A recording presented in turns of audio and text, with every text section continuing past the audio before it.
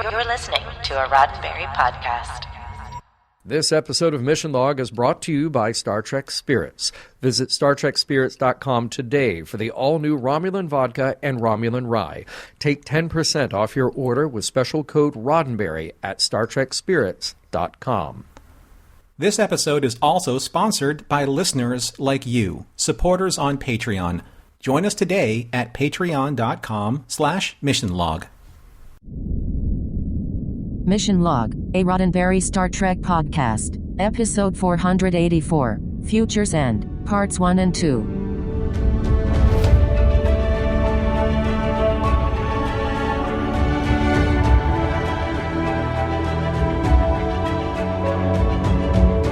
Welcome into another episode of Mission Log, a Roddenberry Star Trek podcast. I'm John Champion. And I'm Norman Lau. Each week on Mission Log, we, in the present, look at an episode of Star Trek from the past to see if there are messages for today that can propel us into the future.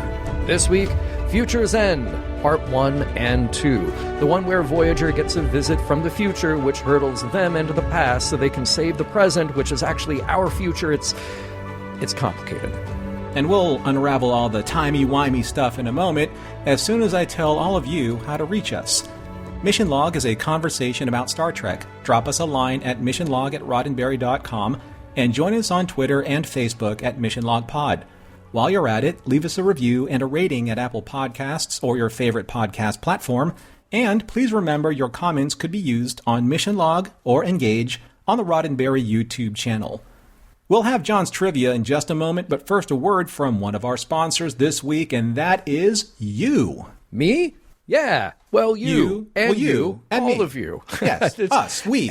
Us, all of us together collectively. It is all of us who have met on Patreon and by extension the Mission Log Discord, which has really become the heart and soul of the Mission Log Patreon community. And here's how it all works. You can go to patreon.com/missionlog, choose the support tier that fits you, and then there are all kinds of benefits that come along with that. There are early access to episodes of Mission Log, including our pre-show banter, all of our mistakes, which are very enjoyable, I think, at least in retrospect. And then there is special swag like stickers and T-shirts and coffee mugs exclusive to our Patreon audience. But then you get the key. You get the magic link that takes you to Discord. And at Discord, well, what can they find, Norman?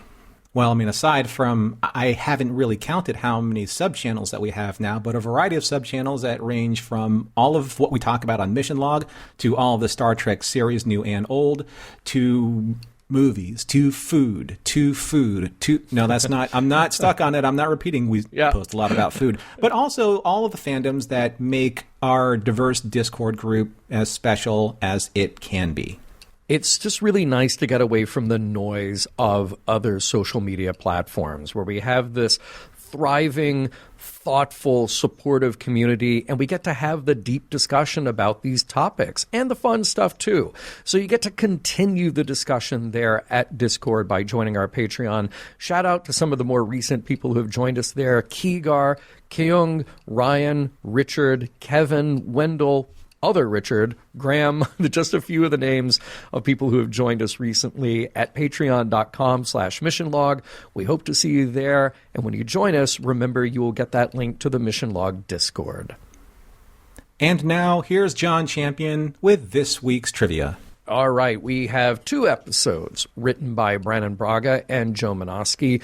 Well, you definitely want 2 strong writers taking on an ambitious piece, and it was Brannon's hope very early on to experiment with multi-part episodes. In fact, he had conceived of this story as a 4-part show, then whittled it down to 3 parts, and finally studio pressure got him to reduce it down to 2. He and Joe did the lion's share of the work, but as always, they graciously point out that there are many hands that go into devising a story for TV. Jerry Taylor and Rick Berman were 2 who had a strong influence on the script in this case, but the whole staff had their hands in it too. Part 1 was directed by David Livingston, and then Part 2 directed by Cliff Bole. Not a surprise here to have two veteran directors. Maybe the only surprise was for Cliff Bole, who was inheriting this story from David, and therefore he had some of the stylistic and casting choices already made for him. And let's talk about how much I love location shooting, especially for Star Trek. There is great use of the Santa Monica Pier right at the bottom near Ocean Avenue, made here, as well as the LA Music Center, specifically near the Dorothy Chandler Pavilion, and the world-famous Griffith Observatory in the Hollywood Hills. I need to look up a call sheet, though, for the scenes in the van, because they could have been really anywhere at night. West Hollywood, Ventura Boulevard, Santa Monica Boulevard, maybe that's likely if they were already shooting a lot in Santa Monica.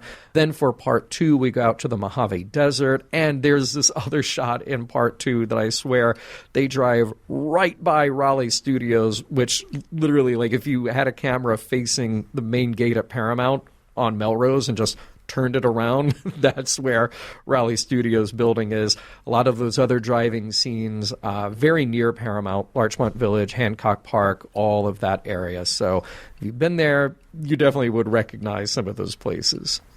This episode was Emmy nominated for Part 1 for sound mixing. And let's meet our guest stars. Now, in Part 2, we meet a couple of locals in a house in Arizona. They are played by Brent Hinckley and Clayton Murray. Brent has played his share of tough guys, and in fact, he played an actor playing a cop in one of my favorites, Ed Wood. Clayton's work on screen is only in the 90s with this Voyager episode, as well as a handful of guest spots and horror features like Amityville Dollhouse. For both actors, this is their only Star Trek appearance. Commander Braxton from the future, that is played by Alan G. Royal. He is Canadian and thus got his start on Canadian TV, including a breakout role on Night Heat, which served also to kickstart his career on American TV and film. He has turned up in JAG, The Firm, and even portrayed John Scully in the TV movie Pirates of Silicon Valley, so maybe he knows if Steve Jobs or Bill Gates ever stole future technology. Dunbar is played by Christian R. Conrad. We've met Christian once before in the DS9 episode The Darkness and the Light, in which he played a Bajoran, Brilgar, also a security officer. Christian will be back for an appearance on Voyager again. Sarah Silverman plays Rain Robinson, and by now Sarah is very well known as an actor and comedian. In addition to the multiple stand-up specials and starring vehicles like the Sarah Silverman program, she appeared early in her career in the 1993 season of Saturday Night Live. She is absolutely a star in her own right. But then, and now, she says that she was overwhelmed from the amount of recognition she got for just being on a couple of episodes of Star Trek. Finally, as Henry Starling, Ed Begley Jr., and what hasn't Ed Begley Jr. done? He is probably best known for his long run on St. Elsewhere in the 80s as Dr. Ehrlich.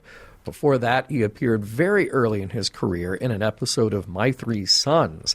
Then later on, 70s staples like The Love Boat and Fantasy Island. He is very well known as an environmental activist, which makes this role as the villain even more of a treat for him and his fans. And he is very adept at comedy, having appeared in Christopher Guest movies and on shows like Curb Your Enthusiasm in recent years. This might be his only Star Trek credit, but he is a big fan of the franchise and was thrilled to be asked. He even said afterward that he would love to come back again. Because this was network TV in the 90s, there are suddenly fewer colorful metaphors in use. You have been warned. Prologue. Earth. The High Sierras. 1967. A lone hippie with a tattoo of a starling bird on his arm is air drumming while listening to his hand radio. Suddenly, he is interrupted by a flash of light, and after the fireball crash lands very near to him, the hippie looks towards the blaze and mutters simply, "Far out." Act 1. On Voyager, Tuvok meets with Captain Janeway, who is lamenting her tennis match against the holodeck. But before he continues both his briefing and his unsolicited advice on improving Janeway's overhand serve, a red alert summons them to the bridge. Chakotay reports that a spatial rift has opened. A lone ship emerges and immediately fires on Voyager, but the crew is able to out-tech the attack. Captain Braxton of the Federation timeship Aeon hails Voyager and freely admits his mission to destroy Voyager at this specific moment to prevent a temporal explosion which will destroy Earth's solar system in his time, the 29th century. Voyager disables Braxton's ship, which destabilizes the rift and pulls both ships through time. Shortly after seeing Earth on the view screen, Harry's astrometric readings indicate that it's 1996. Realizing that Starfleet doesn't exist yet, Voyager and her crew are on their own to find Braxton's ship, which lay loosely tracked to Los Angeles, California. All they need to blend in and find him, according to resident 20th century expert Tom Paris, is nice clothes, a fast car, and lots of money. Act 2. Janeway, Tuvok, Tom, and Chakotay beam down to Santa Monica Pier to start their manhunt. According to Janeway's tricorder, Braxton's subspace signature is somewhere nearby. They split up into two teams to cover more ground, Janeway and Chakotay to search the boardwalk, and Tom and Tuvok to cover the shoreline. Meanwhile, at the Griffith Observatory, Rain, the young woman in charge of the on-site SETI station, is alerted by her computer to contact Henry Starling, a very powerful and influential tech mogul with a tattoo of a starling bird on his arm. He also funds Rain's SETI lab with the caveat that she is supposed to contact him if a very specific energy reading is detected, which she now has. He convinces her not to report this to NASA, but she decides to broadcast the standard SETI greeting instead, which is picked up by Voyager. Acting Captain Harry Kim, along with B'Elanna, are however busy with other concerns, like trying to get the transporters back online in case of an emergency with the away teams. Janeway's tricorder readings triangulate on a crazed and tattered homeless man posting "The End is Nigh" posters across the boardwalk. She and Chakotay follow him back to his hovel, while Tom and Tuvok have been ordered to locate the source of the SETI transmission. And when Janeway finally confronts the homeless man, she finds a 29th century communicator in his coat and realizes that it's Captain Braxton, who recognizes her as well. Act 3.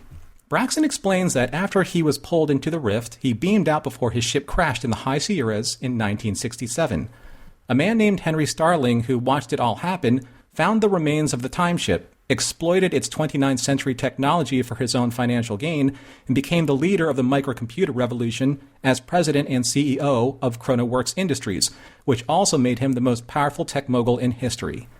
Suddenly, the police arrive and arrest Braxton for vagrancy, but not before Janeway and Chakotay make off with a schematic that Braxton showed them how to prevent the timeship from exploding.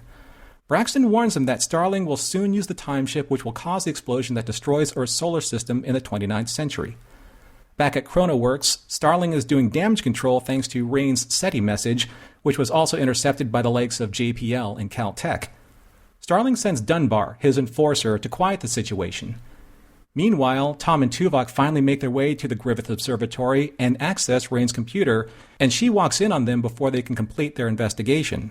Tom, being the hotshot flirt, distracts Rain while Tuvok wipes her computer. And as they leave, she runs them down, demanding to know why they erased her computer's hard drive, only for all three of them to be fired upon by Dunbar and his 29th century phaser, which disintegrates their escape vehicle. Tuvok provides cover fire as they all manage to flee in her bright blue VW bus. Act 4. On Voyager, Neelix and Kes are assisting Harry by monitoring local television broadcasts to see if Voyager's presence has been detected. However, in their research, Neelix and Kes have both fallen prey to the gravitational pull of the televised soap opera, much to Harry's chagrin.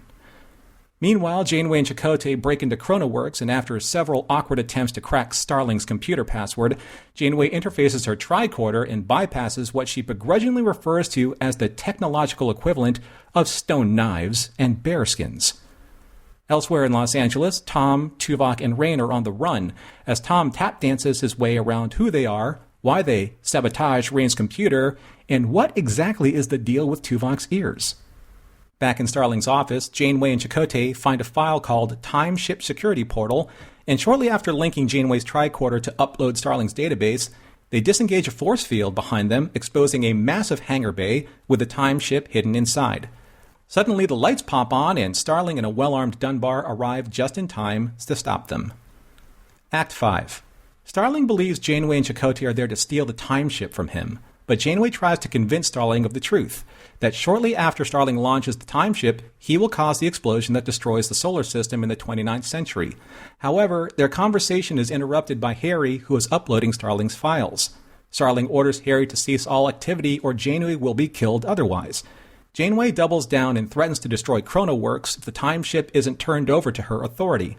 Starling is impressed, but not convinced, and before Dunbar can use his phaser, Janeway and Chakotay are beamed out in the nick of time, thanks to Harry, who ordered Voyager to risk exposure to get the transporters in range to save Janeway and Chakotay. However, Starling's genius immediately discovers and hijacks Voyager's teleporter beam as a two-way data stream to hack into Voyager's computer. B'Elanna is unable to break the hack, and Kes contacts the bridge informing Janeway that the Doctor's program is missing. Well, sort of. Starling greets the Doctor, who now appears widely befuddled standing in Starling's office. And the hits just keep on coming because Harry's decision to order Voyager closer to Earth to use the transporters has now resulted in what Neelix shows Janeway, footage of Voyager being shown on the local news.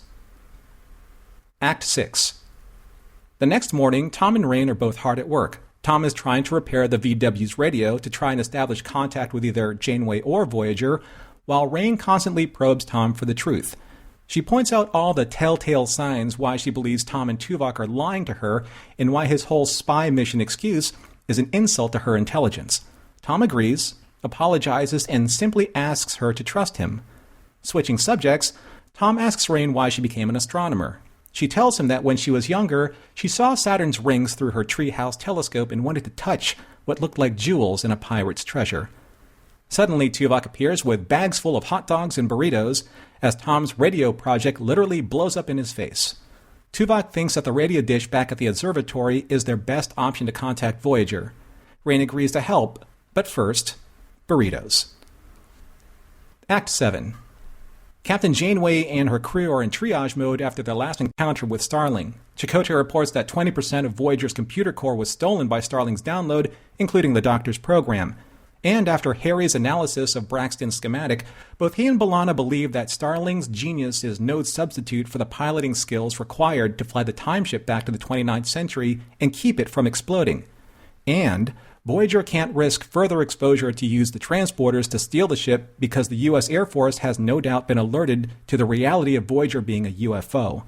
Just then, Tuvok makes contact using Rain's SETI radio frequency. Tuvok believes Rain can help them, especially since she and Tom have bonded on a cross-cultural level. Back at ChronoWorks, it appears that Starling is quite the student of holographic technology. The EMH remains obnoxiously defiant until Starling pushes a few keys, causing the EMH to experience excruciating pain. Suddenly, Starling receives a call from Rain, begging him for help in the aftermath of the attack at the observatory. He begrudgingly agrees to meet with her, in a tone which she then describes to Tom and Tuvok as suspicious. When Starling's limo reaches Metro Plaza in downtown Los Angeles, the Doctor steps out into the bright sunlight, wearing a small device on his arm. Starling is also wielding a mysterious piece of 29th century technology. And while hiding across the plaza, Tom and Tuvok are stunned to see the EMH standing there, out in the open, as if he were actually real. Act 8. Using their shuttle's deflector shields to mask their visual profile, Chakotay and B'Elanna are heading towards Earth in order to establish a secure distance for the onboard transporter to lock onto Henry Starling once they are in range.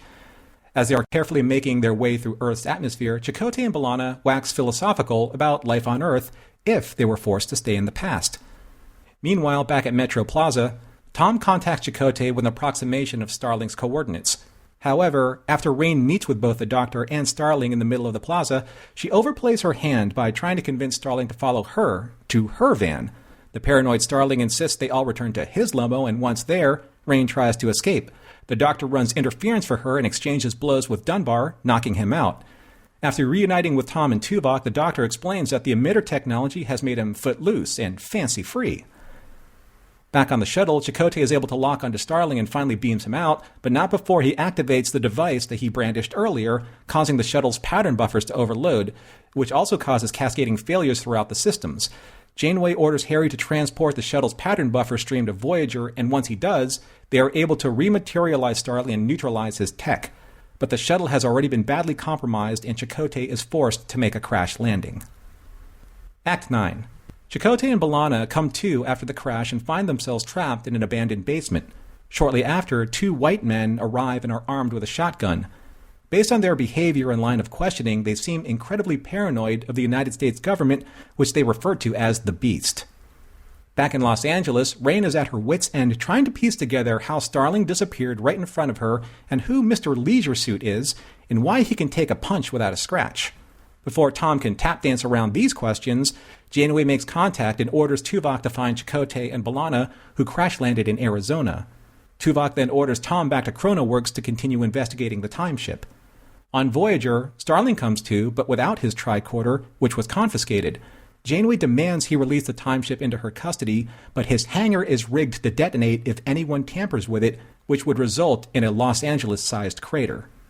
Starling monologues even further by admitting that he cannibalized the timeship to the point where he now needs more 29th century technology to further cannibalize for future computer revolutions, which would of course benefit his shareholders in the present.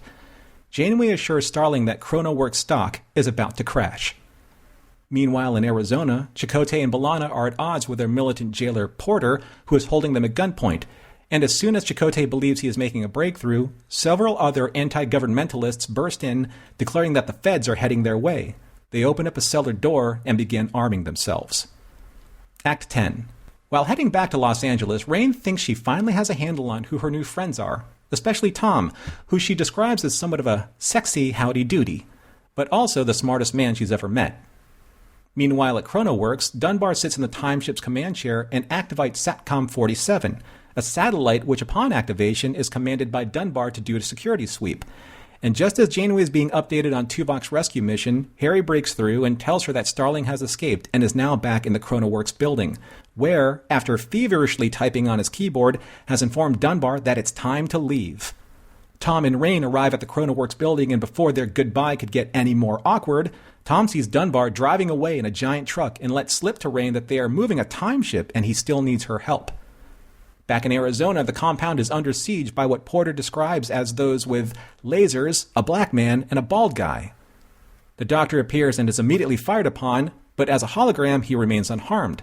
However, the Doctor's phaser works just fine as he stuns the militants and frees Chakotay and B'Elanna, dismissing his heroics as being a simple house call. Meanwhile, Tom and Rain are in hot pursuit of Dunbar. Tom contacts Voyager, and Janeway tells him that there's an airfield nearby. Dunbar and Tom exchange phaser fire, and before Dunbar can ram Rain's stalled VW, he and the trailer are destroyed by Chakotay's shuttle phasers. However, B'Elanna remarks that the timeship wasn't on the truck. This was all a diversion so that Starling could launch from a different site, which he does as the timeship blasts forth from atop the ChronoWorks building. Act 11.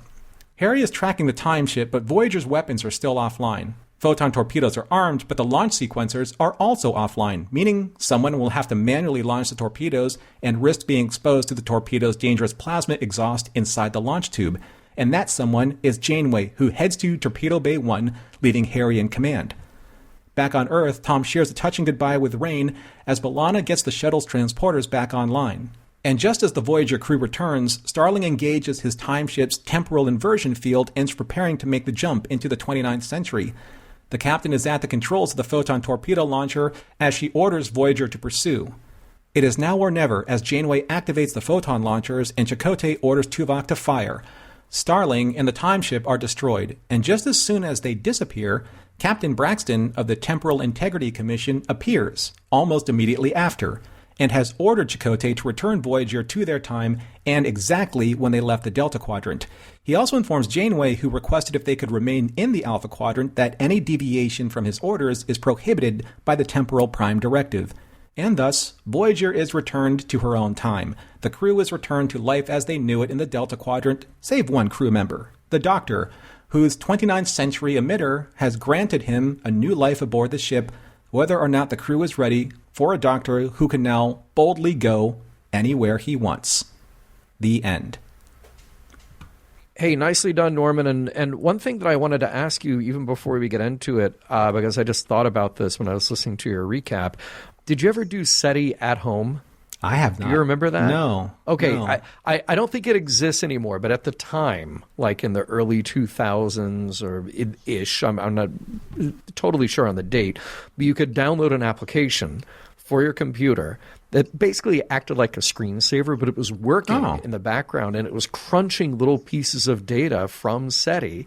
And the idea was that with all these millions of computers around the world crunching little pieces of data, that could add up, and then who knows, maybe one person at home on their PC would find, another wow signal. Another signal from that you could say, oh, that is artificially produced out of all the information that our radio telescopes are capturing. That sounds like SETI BitTorrent. It kind of is. Right? It kind of is. Yeah. Yeah. But I thought about that when I saw the computers in this, and they actually mentioned, they name-checked SETI. Mm-hmm. But that's not all that this is about. Let's get into it. Let's look at this bit by bit and see what we picked up. I do have to say, I'm sure that we'll talk about the good, the bad, and the ugly of the special effects in this episode as we go along. I got to say, in that very opening scene, if that were produced now, I'm sure they'd use CG to de-age Ed Begley and make him look like, I think he's supposed to be about 20 there, don't you think? That's fair. Yeah, it's 67 plus 30, so he'd be in his 50s. So, yeah. Well, not quite, because it lands that takes place in 69.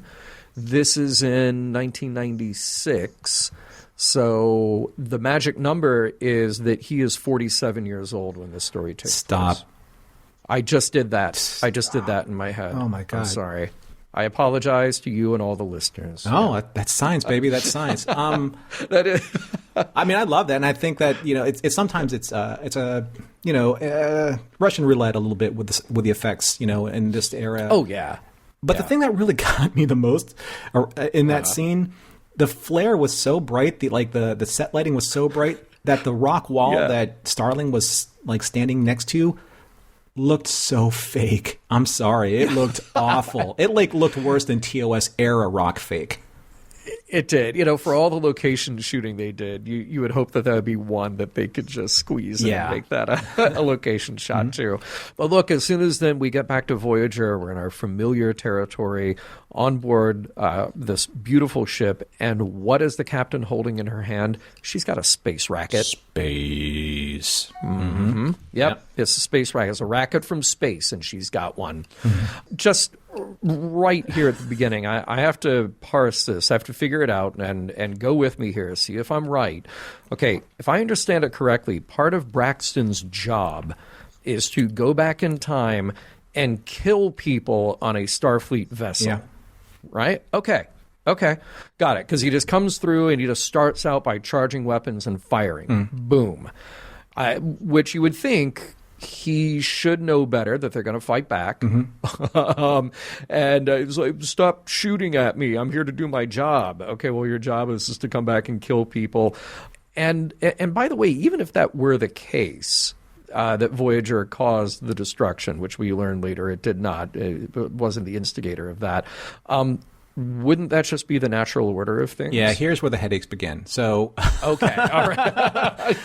yeah, and you're welcome. Yeah, so it's this whole paradox thing. There's you have to find where the ribbon starts and when the ribbon ends, right? So, or if it's just an Ouroboros and it just keeps going round and round and round. Because if Braxton says what he's there to do, he already knows what they're going to do to try and stop him, which means that he has the stuff to be able to stop what they're stopping, and so on and so forth. So it keeps going, Right. It's in Bill and Ted's, which is one of the best time travel movies ever made, Bill and Ted's Bogus Journey or Excellent Adventure. Yeah. They were talking about how are they going to bust out of jail? Well, if I went back in time, I would leave keys for us right here, and they pull out a set of keys because they've already done the paradox, right? So I don't want to do this anymore. I don't want to do the paradox study anymore. It's just so headache and cringing and inducing, and that's what Janeway said. Oh my God, time travel. I would also say, if you're into that thing, go look up Doctor Who and the Curse of the Fatal Death, because they play with that a lot. Yeah. It was well, if you were standing here, then I went back in time a minute before you got here, and I set this trap door, and it's great. Yeah. I do have to say that in this episode, the 90s clothes are great, but to Tuvok's point, they absolutely could have worn their Starfleet uniforms. Also, Tom says they need money, so did they replicate it? But they should have. Or did they just not bother? Or does somebody sell some antique glasses? That's what I was thinking. I don't know. That's what I was thinking. Okay. It would have been neat if, say, like, I don't know, maybe Chakotay sold one of his medicine bundles because he could always just replicate it in the future. Right? Yeah. So, yeah. I mean, it's supposed to be antique. Here's an actual production thing I was curious about. So, I didn't do this the way that they had it done or the way they executed it in the series, in the episode, but they stop on Santa Monica Pier and then they restart on Santa Monica Pier. Like, why would like they go like so? Tom says the thing about money, and then the turbo lift closes, and then they're on Santa Monica Pier. Why not just fade out from the turbo lift and then fade into Santa Monica Pier? I wondered the same thing. That was a really strange choice. Yeah. I don't know if they were just up against a very specific timing mark they had to hit, but there's some flexibility in there. So I'm not sure exactly how and why that worked out. Now that they're on Santa Monica Pier, Chakotay says to Janeway as they're seeing all the locals pass by, and a lot of skin in those scenes. He says about one of the women walking by, she does have your legs. All right, so now we're back to some familiarity that goes way beyond a professional relationship because, dude, you may be not in uniform, but you're still there in your professional capacity. I think that Resolutions is unresolved. Oh, that's good. Mm-hmm. That's good. Yeah. I like that. I think when they're out of uniform, this is just who they are. Okay. So we have our first 47 reference of several in this episode. Yeah. The Hermosa quake of 2047. So was it an earthquake, John, or did Lex Luthor actually finally make good on his plans for beachfront property? Nice. Nice. I like that. When we get to the observatory and inside Rain's office, I love these movie posters. I knew you would. Yes. I want to know who it was. Was it Doug? Was it Dan Curry? Was it Mike and I'm dying to know who created these. Orgy of the Walking Dead, Vampire Vixens, Mummy Kazi, you're killing me, and then the name check of Bride of the Corpse. All of this is hilarious because it's just like mashups and riffs on Ed Wood and Universal Monster Pictures, just kind of mixing them up a bit. And then on Rain's desk, you have the Metaluna Mutant. You've got the, did you see the model in the background? Maybe like a Botany Bay style sleeper ship. Could be. And then you pointed out to me the Telosian. It looks very right similar. And it's slightly out of focus, but the silhouette's pretty much the same. It is absolutely a Telosian. Yeah. I love Rain's computer station. I love her CRT. It looks very much in period of the late 1990s, kind of like with your gateway computers, your Dell computers of the time. But her SETI station, that was a little bit more advanced. So is this supposed to be the example of this quote-unquote microcomputer revolution that Starling started? Oh, interesting. Maybe she's got a little more. A little of a head start? Yeah. But if that's the case, then why does his computer in his office look like something you would like throw out tomorrow? Right? It does. It does a little bit. Yeah. What else he has in his office? So I love that vintage Lionel train on his desk. Yeah. Love that. Thinking about redressing my own desk now after seeing that. And I love seeing on Voyager that standard greeting that they get, that they receive from Rain's computer that has like the iconography from the welcome plaque on Pioneer that Carl Sagan had a hand in. So cool. So cool. I also love seeing Harry in the command chair. And I know that I said in my recap, I called him acting captain, and I know that his log was different from that, but I just need to point that out. He looks great. Garrett looks very comfortable, and did great with that, that battlefield commission, I guess. Yeah. Oh, he's so good. He's so good. And after seeing just even in this, I want more of that in the future. So did he. We'll see if we get that or not. That's for you, Garrett. Right. Yeah. Oh, I do have to say, ChronoWorks, it is such a 90s company name, and I love it. Yeah. It's awesome. I mean, I love that. I love how big it is on that. Do you know what building that was? Yes, and I forgot. Transportation building from downtown. I think that's it. Yeah. I know I've seen it before, but then you have like the big logo, like the 29th century Starfleet Delta, like splashed across the top of it.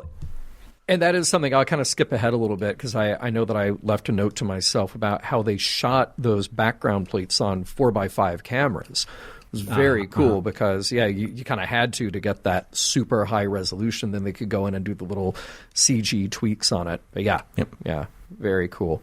By the way, Tuvok points out that, yes, they stole a truck. They did not borrow the truck. They stole it. Mm-hmm.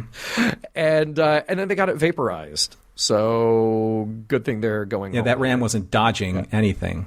Right? Yeah. And I don't know why they didn't do this more. Maybe they will, maybe they won't. I don't know because I haven't jumped forward yet. But the Tuvok and Tom show, please make that a thing. Yeah.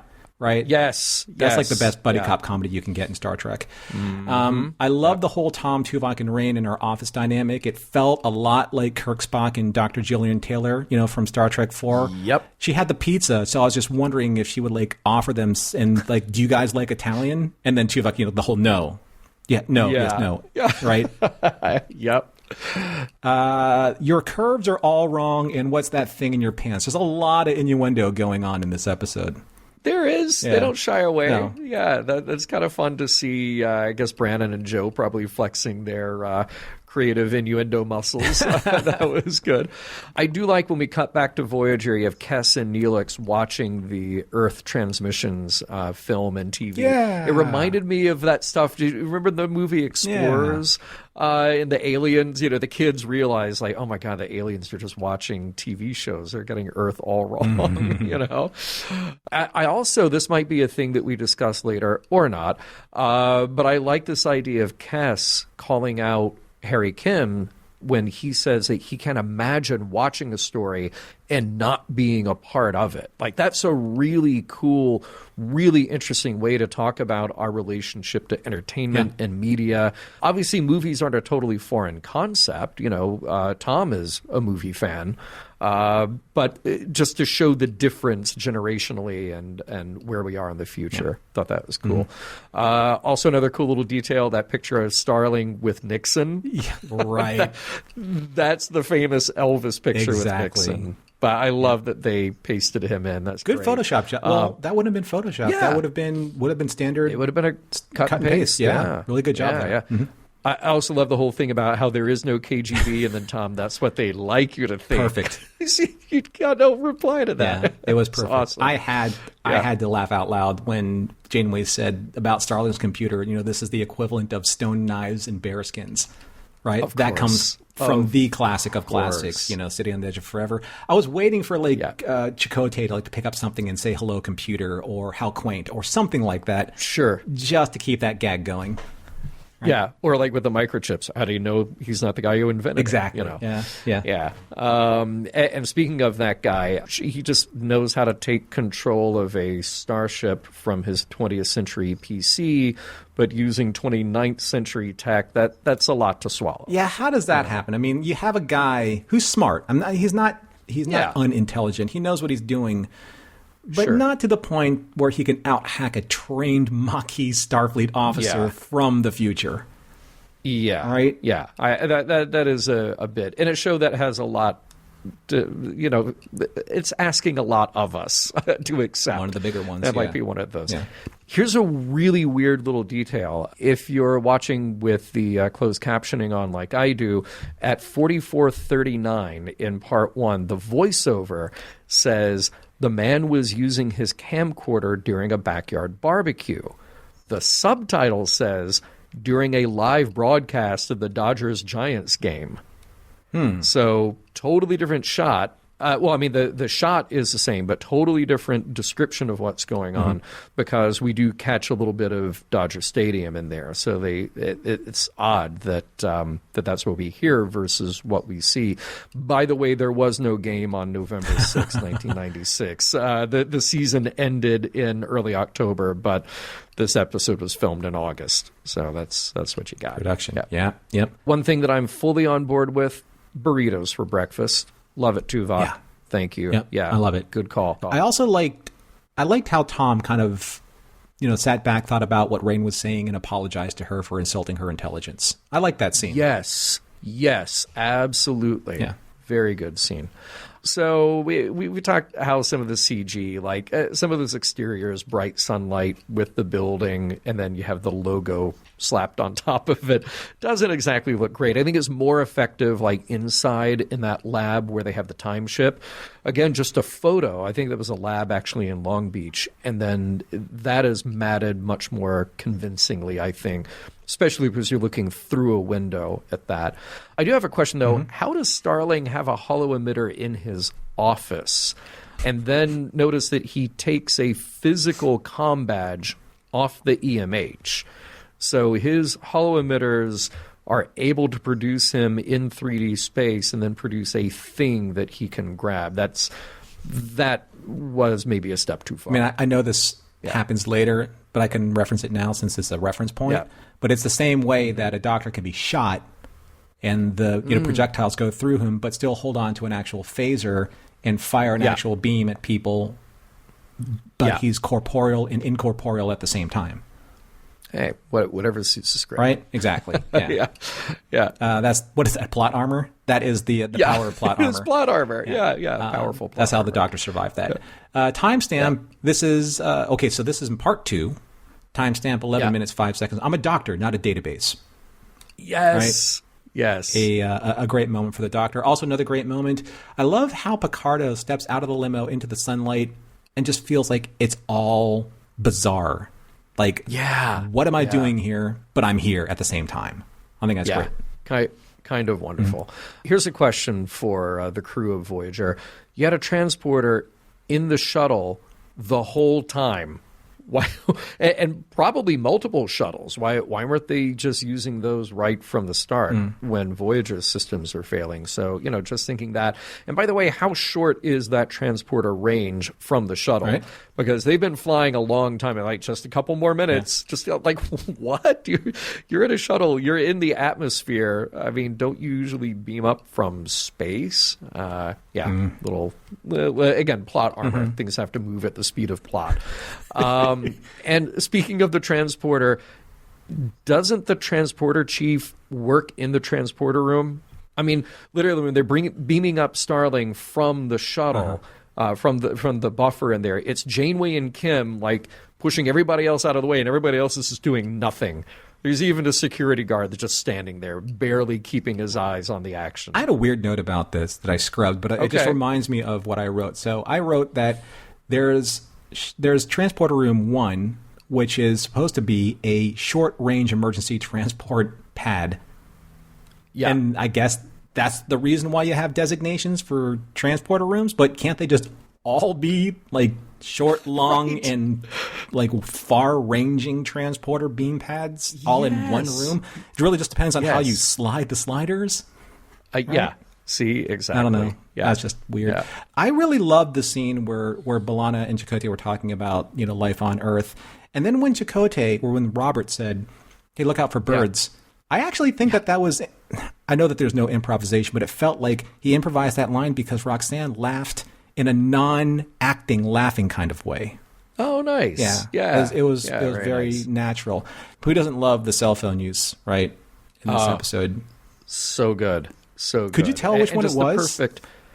Not really, but I mean, definitely a flip phone, and you can tell that connection between Star Trek and reality. Looked like a Star Trek moment like that. Yeah, so good. Have we heard of this before? A transport of a transport beam or buffer. So you're transporting the data of the data. Right. Yeah. I don't think so. Okay. But I like it. Yeah, it's just. I mean, It's weird. It might just have been invented for this. Yeah.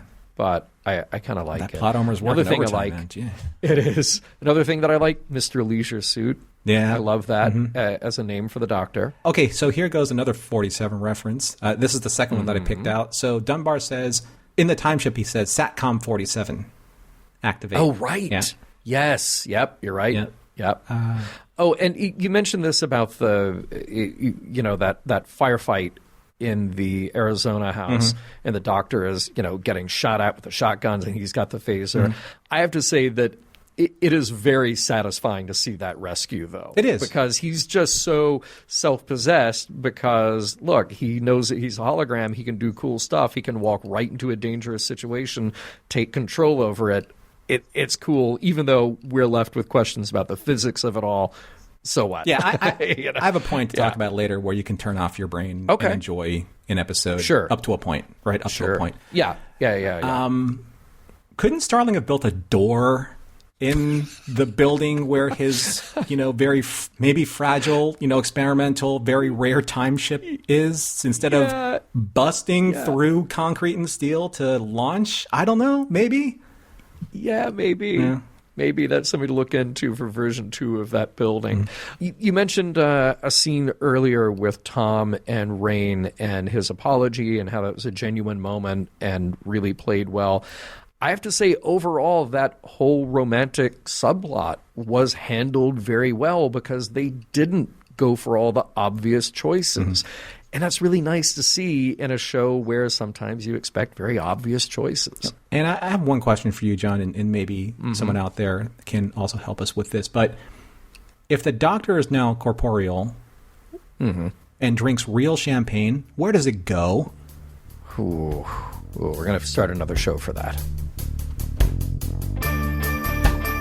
Fortunately, Voyager arrived too early for Neelix and Kes to be inspired to start production on The Real Housewives of the Delta Quadrant. That was a close one. We'll get right back to the show after a word from another of this week's sponsors, Star Trek Spirits. There is this history of appreciating a good drink that goes along with Star Trek and, well, actually most of science fiction history, too. But I think back to the very beginning of Star Trek, that time that Dr. Boyce made a martini for Captain Pike because, as we all know, the captain will tell his bartender things that he won't tell his doctor. Or you think about Bones giving that gift of Romulan ale to Kirk, and so many points in between and beyond those. So this very interesting question came to the folks at Star Trek Spirits, which is, how do you create a line of premium spirits that are truly worthy of the Star Trek name? And that's what they did. StarTrekSpirits.com have come up with exactly that with their Romulan Ale Vodka and Romulan Ale Rye. Now, you've heard me and Norman talk about this a lot and what big fans we are of their products, especially because those bottles, they are limited edition. They are individually hand-numbered, and it took them years to crack the code on this and come up with the right design that looks authentic to screen and will also look beautiful on your shelf and in your bar. And the best part is they consulted with this world-class spirits team to make sure that what's inside the bottle is as good and is as worthy as that outside packaging. I mean, not only that, John, aside from the incredibly high-quality spirits that are in these bottles and these products, the team over there at Star Trek Spirits, they worked very closely with the Star Trek prop masters and the team over there at the Star Trek Library, and they got the original designs from the front artwork application to put on their bottle. It's gold hot foil stamping, which is protected in the production process, so you can reuse that bottle once your spirits are done, and then as fill you it have with done. spirits. I have done. Yeah. And the bottle is incredible. It's robust. It's screen accurate. It's something that you can, as a fan, you can have pride as it sits there on your shelf and it beckons you for that one drink to relax you at the end of a very hard day of, politicking in the Federation, as galaxy hopping, planet hopping, I should say. Exactly. Yeah. And not just the bottle itself, but the bottle is also there to protect the angel's entry from escaping, away as loose tops allow. And for the topper, they actually even utilized a futuristic and functional Vino seal glass topper, which prevents that angel's envy from escaping the bottle. So whether it's your Romulan ale or your Romulan rye, your Romulan vodka, or whatever you put into the bottle afterwards, it's very well protected in such an elegant package. Yeah, it's so good. So join us all. We're so thrilled to be teamed up with the folks at StarTrekSpirits.com as we explore this universe together. It's reimagining old classics and producing a line of spirits that has been and truly will be sought out by spirits and Star Trek fans alike. Now, we saw it happen before. We know it'll happen again. They did sell out, and they will sell out again. So visit StarTrekSpirits.com today for the all-new Romulan Ale Vodka and Romulan Ale Rye. You, as our listener, can take 10% off your order with the special code Roddenberry at checkout. StarTrekSpirits.com. Use our code Roddenberry at checkout to take 10% off your order.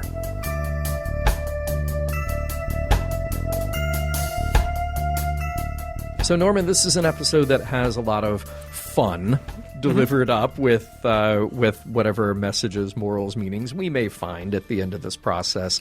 But one of the things that I think is interesting to pick apart here is that whenever Star Trek does a time travel episode like this, and it doesn't always have to specifically be time travel, but you want to put our characters up against somebody who is super relatable. So if we think about this, we get to side with the characters that are our entry point into that world. And if we're just watching what happens on Voyager, in the Delta Quadrant, in the far future, we as the audience look at those characters as our heroes. Yeah. But then they are terribly out of place in 1996. They are not nearly as cool as one would think, as you think they are from week to week when they are in their protected environment, right? And it's kind of, as I was watching it, I kept thinking it's almost this meta thing. Like, if you've ever felt uncool as a Star Trek fan, well, so are the people on Star Trek, because suddenly now they are uncool because they, like us, have to exist in the contemporary world. Things aren't just sort of perfect for them. They don't have the right answer for everything. And I felt like that's another way to identify with these characters. Like, take them down off the pedestal for a second and Sure. let them be among us, But I think that also there's this other level, where we as the audience are now supposed to identify with the people from 1996. And what's interesting about that is that most of the people we encounter in 1996 are terrible, except for Rain. Yeah. She is the one who the audience should most identify with, should sympathize with, and want to be like in many respects. And I'll kind of come back to that in the wrap-up. But it's not a very pretty picture of people in 1996. It's an interesting dichotomy they had between Rain and Starling, because Starling, he started off, and I'm making a huge assumption here because all we really got from Starling in the teaser was, very little information. But yeah. I'm assuming that, he's out there. He doesn't want to have anything to do with the man, right? Yep. He's a hippie out there, in the high Sierras, getting his groove on, relaxing, separating himself from society and all of society's pressures. And all of a sudden, he gets this opportunity, and he could choose either to either do good with what he has found or become the man which he has fought. And that's a really interesting dichotomy. I'm going to get into that later on, in the wrap-up, in Morals, Meanings, and Messages. But it's interesting, like, how power and greed are associated with one type of character who is pushing future technology and the way that humanity is supposed to be moving forward, i.e. what we believe Star Trek is. Yeah. But then you also have this underdog with Rain, who believes that after seeing Saturn once through a telescope, that's her passion now in order to achieve the ability to reach the stars. And almost in a way, both of their kind of like their soliloquies in this overall story, they kind of reinforce some of the things, the perils about be careful what you wish for versus the dream of going to the stars that many of us Star Trek fans have, and to achieve this better humanity. So it's nice seeing that played out here. I just think that maybe it's played out a little too thinly. Okay, maybe so. We can come back to that judgment, certainly. I'm going to go back to something that you said a moment ago, though, and I wonder if, I'm just kind of putting myself in the writer's room in 1996. Is this a little bit of an indictment of people like Starling, who in their 20s in the 1960s, young, idealistic, wanted to make the world a better place, or even if young Starling didn't want to make the world a better place, he at least didn't want to make it worse. He wanted to be out in nature, listening to his radio, starting a, little campfire, and just sort of being at one with the world that way. And you fast forward 27 years, and it's not that hard for us as an audience to go, there are probably a lot of people like that. There are probably a lot of people who somewhere along the road lost their idealism, lost the passions maybe that drove their ethics and drove their wants for their lives, and got distracted by the shiny promise of the thing that would give them wealth and power, and could not get back to that place that they were in their hearts before. No, I mean, I had this as a note and I kind of scrubbed it in observations, but I want to return to it because it really did stick out like a sore thumb to me. And it's when Tom said, all you need to do to get around in this timeline is to have, a lot of money, fancy clothes, and a fast car. And that's a description of what Tom thinks about the 20th century, but it's almost in a way an indictment of kind of like the status quo of like the 1990s. And it's kind of springboarding off of, the Gordon Gekko Greed is Good 1987 movie, from Oliver Stone, which is only 10 years, there's a 10-year gap. But I think that the dynamic is the same. Like, if you want to get around in LA, you got to, you have to have that look. You got to flash the cash, you got to flash the car, and you got to flash the duds, right? And you're good. And I think that somewhere along the line, and this is where I really wanted to see this happen. I really wanted to see somewhere in the past some kind of scene talking about why Starling lost his way. Or maybe he didn't. Maybe he was like, you know what? If I found it, maybe he maybe a vow to himself out there in the high Sierras. Maybe this was his genie's wish where, you know what? When I wish upon a star and the star actually fell, that if I got the power, if I got the money, I'm going to change the world. Yeah. Right? But how? Right? How are you going to do it? And with what intent? And maybe the intent started off right, but maybe, and I'm going to put on my writer's hat for a second, John. Okay, looks good on you. Go ahead. You need to have a point in this journey, in this character journey, where he diverges off of his path. And this is where I think they lost a huge opportunity of why Dunbar is in Starling's life. Oh, interesting. And by the way, everything that you're saying, I sort of now want to see, maybe, hey, Brannon, if you're listening, I want to see that 4-episode treatment for this, because maybe those are the scenes that are missing here. Just imagine this. So Starling, 1967, comes out at the High Sierras, hides this thing in his garage or wherever, or maybe Dunbar's a buddy of his that he knew. Yeah. And they look at this thing like, well, what are we going to do with this? And it's just kind of like Jobs and Woz, right? Back when they started Apple, they're going to create this technology and it starts selling. Yeah. Even in the smallest ways, like calculators, watches, whatever. And they start making some money. And Dunbar's like, if we push this hard enough, we could make some serious money, right? Yeah. We could make some serious wealth. And they did. Yeah. And that's why Dunbar is so hell-bent on protecting, Starling. He's the man. He's the face. Yeah. But Dunbar is actually the guy who knows how to get the dirty work done. Because I don't think Starling has the guts to do it. Yeah. Oh, that's really interesting. That's really interesting. All right. Well, let's take this train of thought here for a moment, because writer's hat off. Writer's hat off. Because this whole thing about the premise of him finding this crashed ship, and again, that's the high concept thing that you have to swallow about this episode. Yeah. And if I'm maybe taking this episode more seriously than I should, I have to think back to all the times on Mission Log that I have expressed my sincere displeasure with episodes that try to rewrite human history and rewrite human innovation. I mean, it might be like a Chariots of the Gods kind of thing, or, very recently rewriting Native American history. I think it really takes something away from that Star Trek story about human beings working hard and being smart and innovative and being able to overcome the obstacles in front of them instead of it being handed to them by divine, or in this case, alien future technology. But we have a taste of that again here in this episode. And computer history didn't start in 1969. Thank you. Yeah, it certainly didn't start in the 1980s. Bardeen and Brattain, who were pioneers of the transistor. How about Alan Turing? Certainly a name that has come up on Mission Log before. But here we are for dramatic purposes. We're in the Star Trek universe, and we need a bad guy.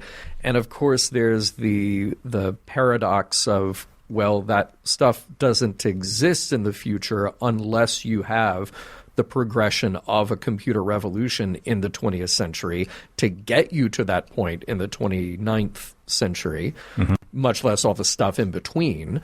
So if that wasn't supposed to be there, if that computer revolution wasn't supposed to be there, what indeed would take its place? Does it take till the 21st or 22nd century to have computers? Because, look, we're on a timetable here, folks. What about the people who in 1969 landed on the moon with computers with code written by Margaret Hamilton, who just banged out that code line by line. So it's a lot to swallow. I don't mean to take it too seriously. I think the character journey is certainly much more interesting and important here. But, that was something that stuck in my craw a little bit. I mean, that's fair. And I don't think that it's not that you're not taking it too seriously. I don't think that they took it seriously enough in the story. I mean, when Starling said that I was responsible for the microcomputer revolution, we didn't see it. We certainly didn't see it on screen. I mean, I did make mention that the SETI computers in Rain's lab were a little bit more advanced looking. But when Starling says that without me, there would be no laptops, no internet, no barcode readers, and this is happening in real time in the world of 1996 when this story is taking place, there were. So it's kind of like, okay, tomorrow never dies. Okay. We're going to cross-reference James Bond here. Love it. Okay. Yeah. Jonathan Pryce's character is a mogul in charge of the most powerful media conglomerate in the world, and his entire premise for being a villain is to own more media. Yeah. But he's already the most powerful media mogul in the world. So, why are you doing this? What is your reason? What's the impetus, for your villainy? And that's why I'm asking this question about Starling. It doesn't look like he's really changed anything. Yeah. Right? Yeah. If people were walking around with, say, holographic dogs, or computers that just didn't look quite like computers that they should, there should be part of the script saying, this isn't supposed to be here. My tricorders are looking at all this technology, and they're scanning these power systems that shouldn't exist in the 20th century. Yeah. Stuff like that. There you go. Then yes, absolutely. Okay, his transistors, his microchips, his power sources, all that kind of stuff all stem from Braxton's time ship. Yeah. But we get none of that, which means that everything he says is like, yeah, okay, so... Yeah. Right? Yeah, we're right where we should be. Yeah. Yeah, it doesn't look like you've really done much of anything aside from say you did, but... Yeah. Right? Truly, and that is a plot point is very important. I think that Henry Starling as a character, he's somebody that we can sort of get in this Star Trek, parables writ large kind of sci-fi story. He's kind of, I thought about Ralph Offenhouse in The Neutral Zone. You have to have that, you have to have the cutthroat capitalist as the contrast, the more high-minded Picard. So you have to have that. And here you've got Starling versus Janeway, and she says, does anything matter to you? He says, the betterment of mankind, which is a joke, of course, because he is just all about commercial products. I also thought a little bit, just kind of steal from the well a little bit more, Rasmussen in A Matter of Time. That was the Matt Freer character who was stealing tech throughout time. And I do want to also I don't really have a point of discussion around this, but I think it's important to bring up as we discuss this episode. When we go to the desert, when we go to Arizona and meet these folks, I remember seeing this episode a long time ago. If I didn't see it on first broadcast, I saw it relatively soon after. I think that those characters in 1996 must have seemed pretty extreme. Sure. And today, I'm not so sure that they do, because they feel pretty right at home with a certain kind of character and point of view that you could find not only on TV in fictional stories, but in news stories all over the place. These are people who have been in headlines for the last couple of years, and they've taken up a lot of our attention and a lot of our energy. And some of the lines that are in there, they're coming for us. And USS equals federal government. The federal government is the beast. Followed by, there are two forces at work in the world, the drive toward collectivity and the drive toward individuality. And my heart sank because it was no longer a sci-fi story. This is the reality of a point of view that is unbending and violent and terrifying. And we have seen that violence and terror play out in our living rooms far more frequently than I ever thought that we would in 1996 as somebody watching a sci-fi show. And that makes me hurt seeing that in a show like this. I'm not going to call out anyone for inventing transparent aluminum early, but if they did, I can't help but notice they didn't use a ChronoWorks computer to do it.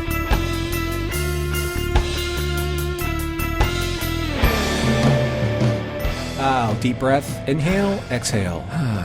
Because we have, I think we've survived the entirety of the wibbly-wobbly, timey-wimey of Future's End Parts 1 and 2. We have crossed centuries. We have crossed decades. We've covered a two-parter, which is difficult in its own right, but here we are. Yeah, here we are. And what we do here at the end of all of our mission logs is we take a look at the episode, and we have some of our final thoughts here, especially, does the episode hold up? Both episodes, because we're doing this as kind of like a singular study in the story.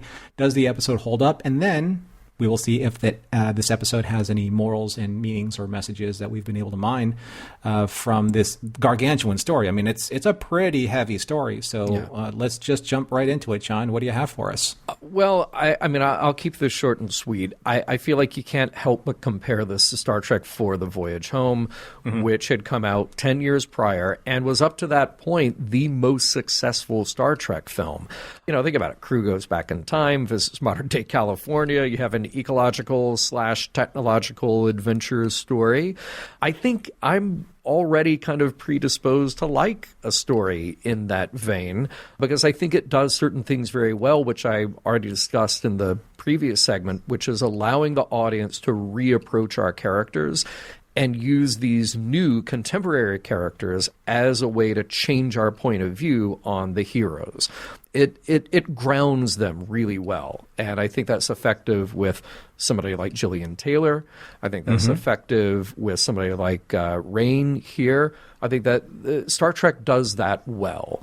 In you saying this and bringing up these specific examples, do you feel that this two-parter is more successful in tapping that nostalgic spirit of Star Trek than, say, Flashback was? Yes, because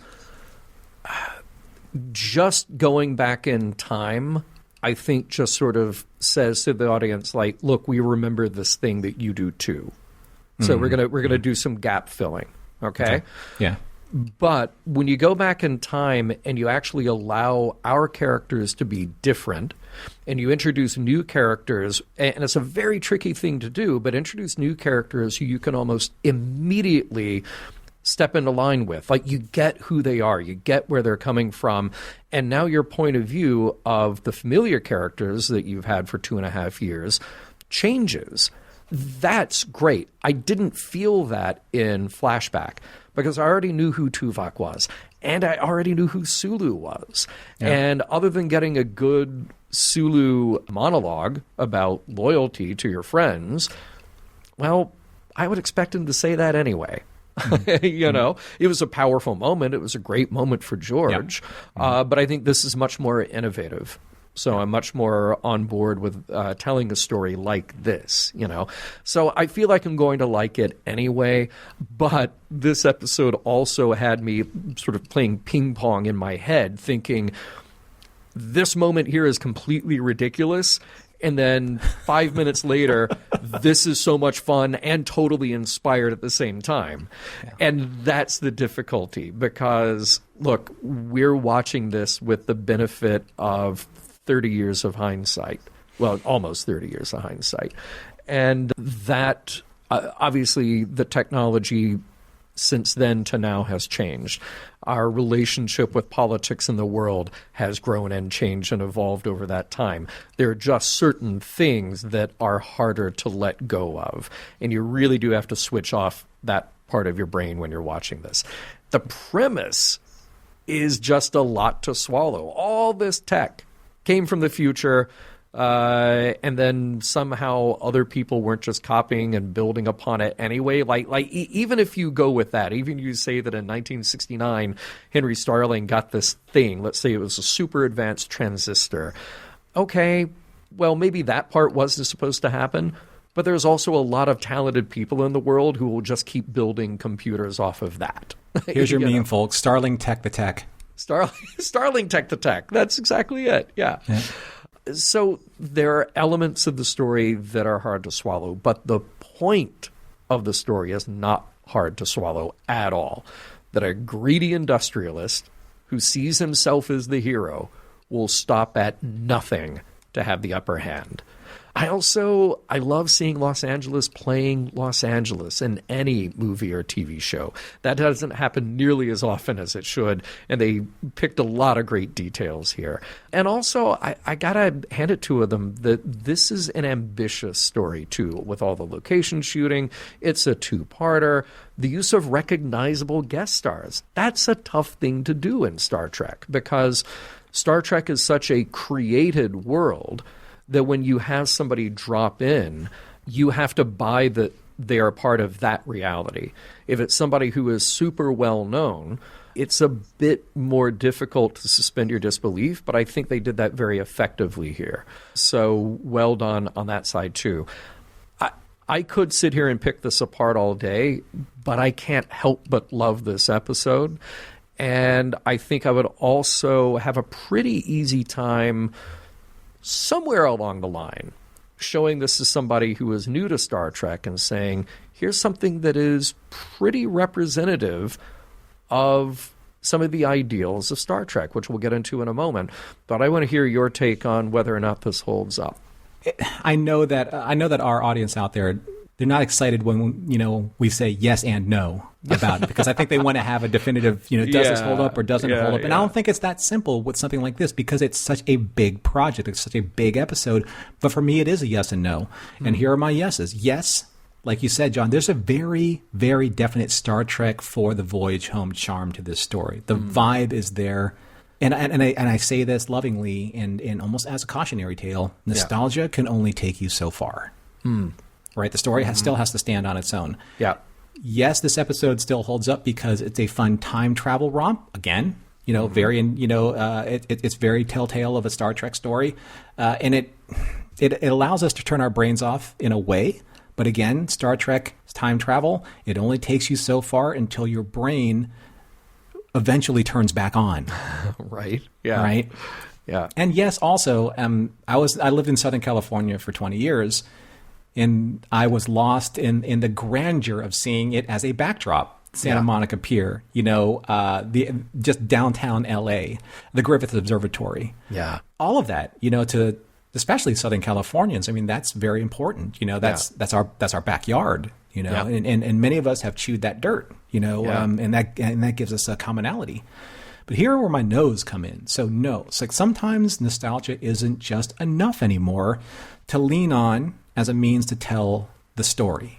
Okay, so I've used this before in other mission logs where I refer to certain things as empty calories. This episode, this two-part, is an incredible feast of empty calories. Okay? I mean, when I turn my brain off, I enjoy it for what it is. When I turn my brain on and do what we do for Mission Log, I have to take a look at it critically. But critically, and I just want to remind everyone out there, critically does not mean unfair or judgmental. It just means that we're looking at the merits of the narrative and does it make sense structurally. And I think that this is where the episode breaks down for me. forgive me for saying this because I know you're probably fans of this out there, but for me, Starling does not make sense at all. Okay. Interesting. Okay. I've hinted at this earlier, but for me, he's a paper tiger villain. He amounts to absolutely zero threat, except for the time ship at the end, which he was eventually going to get to anyway. Any villain would have gotten to that situation anyway. Yeah. But he just doesn't exude the supervillain nature that we need in this character. Even a broken clock is right twice a day, right? You know, so he just kind of stumbles into his villainy. He's not a villain. Yeah. Maybe that's the point. You know, that's an arguable point. But here's the thing, and please direct all the emails at me. Don't point them at John. That's fine. I rarely, if ever, have ever said this about a guest actor on any of the episodes that we've covered with me being on Mission Log. But if I have to be honest, I don't think that Ed Begley was the right fit for Starling. At all. Interesting. He took me out of the episode with almost every scene. See, that, by the way, this is very interesting because, you know, the two parts were directed by David Livingston and Cliff Bole, respectively. David really wanted to have Ed Begley there, and I'm not sure as a director how much say he had in that. Cliff Bole comes along and he's like, oh, they just handed me Ed Begley. He would have cast somebody else. So, and this is just my opinion, right? Yeah. This is just how I reacted to him. And I think that, I mean, I've loved all of Ed Begley's work prior to and since. Yeah. But this episode, I just don't get it. I just don't get him in the role. And maybe it's because I don't think that Starling, again, makes sense. He needed to reach James Bond villain threat level, right, to be engaging as a villain. You know, just that over the top, impossible, you know, just, you know, egomaniacally driven character. Yeah. And that wasn't him. And I really think that if Starling was cast differently and written just a little bit better, he would have been the character that I needed to make this episode work. But it all, for me, it all falls apart around Starling. And I wish it didn't, but it does. Interesting. Okay. Yeah. All right. So come back to me with morals, meanings, messages. What do you pick up here? Well, it's such a dense two-parter, you know, as a singular story. It doesn't really kind of scream any particular moral meaning or message. I mean, if I had to kind of like look at something on the surface level and not digging too deep, I mean, there is something to be said about if you want to be like a force of change for humankind, you know, there's a difference between like lucking into that kind of legacy versus hard work building that kind of legacy. But I think that we did touch on something that I wanted to maybe talk about a little bit more, and that's Starling. And he had a choice. You know, he had the divergent path in front of him. He had the choice and chose capitalism and greed over altruism and, you know, how to use the technology to benefit mankind. Yeah. Right. And I think that that's maybe somewhere in like the Star Trek DNA. That's what I think a person who is forced with that choice would make, you know, taking this opportunity, which is, you know, obviously something that was beyond him, you know, looking at this starship and saying, what do I do with this? And going towards the path of, I can serve mankind in the best possible way by, like what Edith Keeler said, you know, harnessing the atom, feeding the hungry masses of the world, being able to go out into space, you know, all of these things that humankind is supposed to do. And now I have the capacity to do it and the opportunity. But instead, I go this other direction and making sure that my financial security, you know, is, you know, embedded in the generations to come through being able to siphon out technology that feeds my stockholders to be able to float my, you know, my company, you know, into the years and the generations ahead.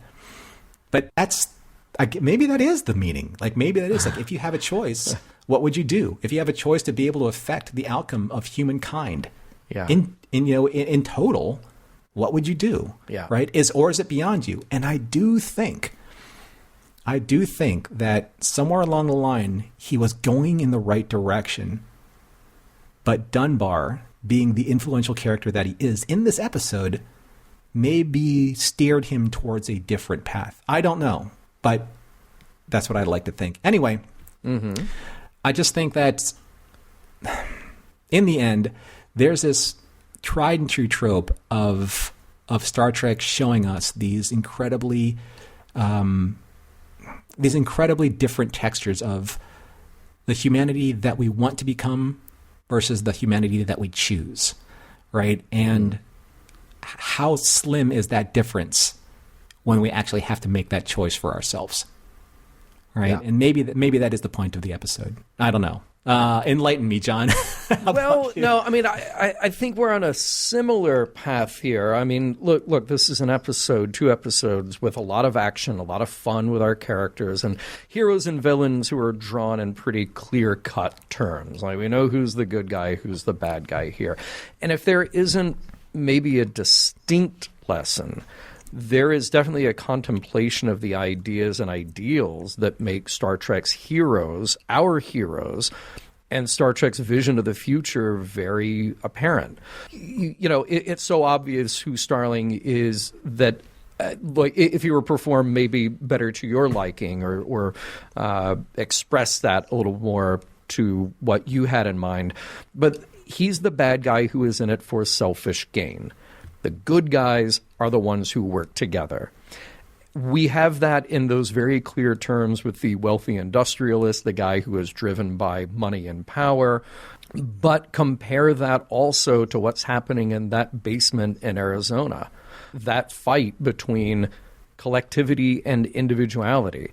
There is a version of this where, Starling had the opportunity to think in a collective way and share this technology in a collective way to make the world a better place for everyone.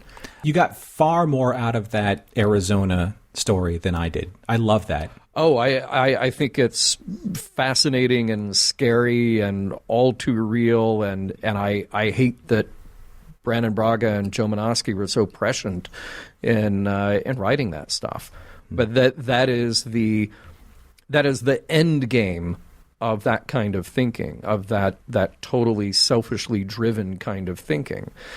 The bad guys on Earth in the 20th century, fast forward to us in the 21st century, they're the ones who can't see past their prejudices and paranoia. The good guys are the ones who are open, eager, and curious about the universe around them. That's Rain, and that's hopefully your average Star Trek fan watching the show. So if you ever need to boil down what makes Star Trek, you'd be hard-pressed to find something that clear. Mission Log is produced by Roddenberry Entertainment. If you would like to support us directly, you can do so at patreon.com/missionlog for early access to shows and the Mission Log Discord. Our website is missionlogpodcast.com, and for more Star Trek news and discussion, visit trekmovie.com. On the next Mission Log, Warlord.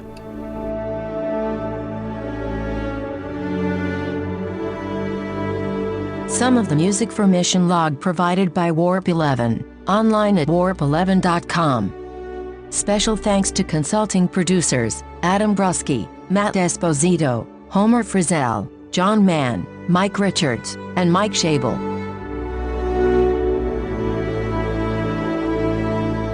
Tune in next week for the further adventures of Mr. Leisure Suit, right here on this station.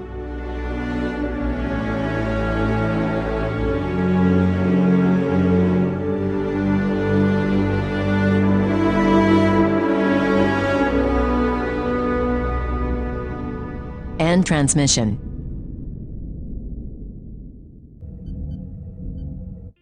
This is a Roddenberry podcast. For more great podcasts, visit podcast.roddenberry.com.